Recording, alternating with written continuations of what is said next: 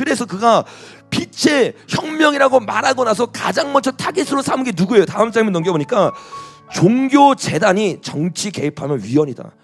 일본에서 해산한 것처럼 앞으로 해산시킬 거다. 이 빛의 혁명에 대한 성명서를 내고 난 이후에 바로 이 말했어요, 여러분. 그들이 앞으로 이렇게 혁명 가운데 처음으로 죽는 사람들은 물론 통일교가 될 수 있겠죠. 통일교 다음은 한국 교회가 되는 겁니다. 강화문이 되는 겁니다. 세계로 교회가 만들었던 세이브 코리아가 되는 겁니다. 해체시키는 거예요. 부셔버리는 거예요. 다시는 그 말을 못하게. 여러분, 이 일이 안 일어날 것 같으세요? 실제로 일어납니다. 대한민국 보수에 두려움을 주는 거예요. 제가 다시 한번 말하지만 마지막 때 교회는 안 사라져요. 대한민국에도 이재명 때 교회는 안 사라질 겁니다. 교회는 점점 괜찮아지는 것처럼 보일 거예요. 누구를 통해? 좌파를 통해서, 이양 목사를 통해서. 그리고 거기서 정확하게 핀셋으로 그 사람들만 꼬집어내는 거야. 정부에 개입하는 사람, 회개를 외치는 사람, 차별금지법에 대해서 외치는 사람, 새 노래를 부르는 사람. 새 노래가 뭐예요? 음녀와 여자와 더럽혀 어떻게 해요? 더럽히지 않는 순결한 자이잖아요. 그 진리를 외치는 게 새 노래란 말이에요. 이 새 노래가 울려 퍼지니까 어떻게 해요? 잡아가는 거예요. 그 노래가 울려 퍼지면 이스라엘이 깨어나니까, 하나님이 원하는 일들이 일어나니까 앞으로 교회들이 엄청난 핍박으로 들어갈 겁니다. 자, 물론 후삼연반의 같은 핍박은 아니에요. 그러나 지금 이 핍박 가운데 대한민국의 교회들, 동쪽의 교회들은 엄청난 핍박을 당하게 될 거예요. 앞으로 외칠 수, 일본 보세요, 못 외칩니다. 홍콩 못 외칩니다. 대만 못 외칩니다. 이제 한국 하나 남았거든요.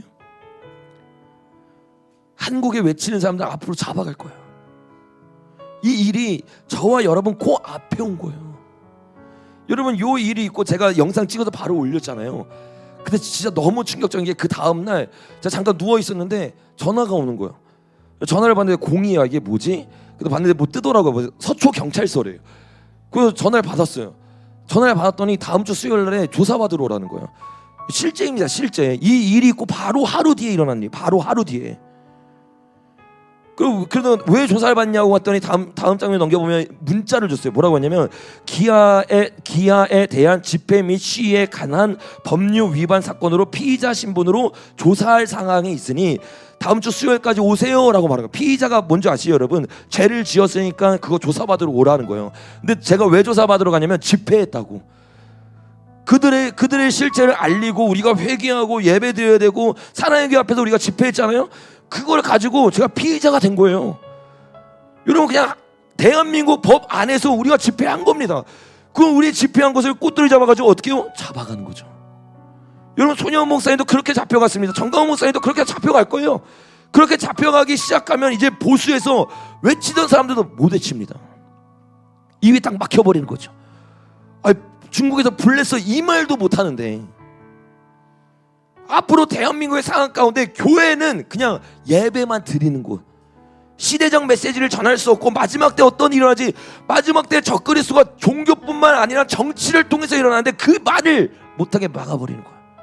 그것도 동쪽에서 새 노래를 부르며 주의 위엄을 외치며 진리를 외쳐야 되는데 못하게 막는 거야. 서초 지능범죄수사팀에서 연락이 온 거죠. 다 똑같습니다. 이렇게 연락이 와가지고 조사하면서 어떻게 해요? 잡아가는 거예요. 문 뜯고 황교안 대표님 어떻게 해요? 잡아가잖아요. 그런 일들을 실제적으로 앞으로 계속 해나갈 거야. 여러분, 이런 일들이 일어나고 앞으로 실제적으로 하다못해 저 같은 사람에게도 누가 그 영상에서 저한테 악플 나면서 그러더라고. 저렇게 예수의 얘기하고 실체를 얘기하는데 안 잡아가 보는 거 보니까 뿌락지인 것 같다고. 나 어디 이렇게 얘기하는데 왜 경찰서 안 잡아가니? 그 이제 뿌락지 아닌 것 같으세요? 근데 실제로 여러분 연락이 오는 거야. 잡아가는 거야. 이제 입을 막기 시작하는 거야. 한 명 한 명 입을 막기 시작하는 거야. 여러분, 이때 제가 이 얘기를 들었을 때 두려웠을까요? 아니요, 두렵지 않아요. 여러분, 근데 저와 여러분이 두렵고 안 두렵고 이런 게 중요한 게 아니라 더 중요한 게 뭔지 아세요? 이런 상황이 아까 제가 서두에 성경 계속 나눴잖아요. 유리바다 위에 있어야 되는데 유리바다 위에 못 있게 하는 거야. 어떻게 하는 거예요? 이 상황을 보게 만들고 이 상황에 분노하게 만들고 이 상황에 의해서 감정이 움직이게 만드는 거야. 근데 바울과 실라는요, 감옥에 가서도 뭘 놓치지 않았어요. 하나님을 예배하는 거, 하나님을 경배하는 거.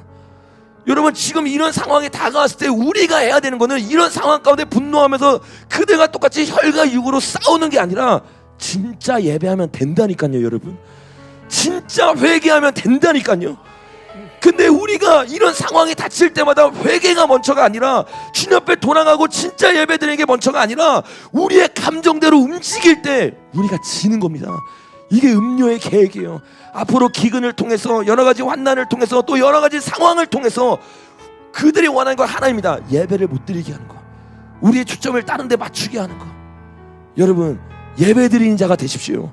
주님을 기뻐하는 자가 되십시오. 주님 앞에 진정한 예배 가운데 거룩함을 얻는 자가 되십시오. 그 이 시간 우리 다 같이 일어나서 한번 기도했으면 좋겠어요.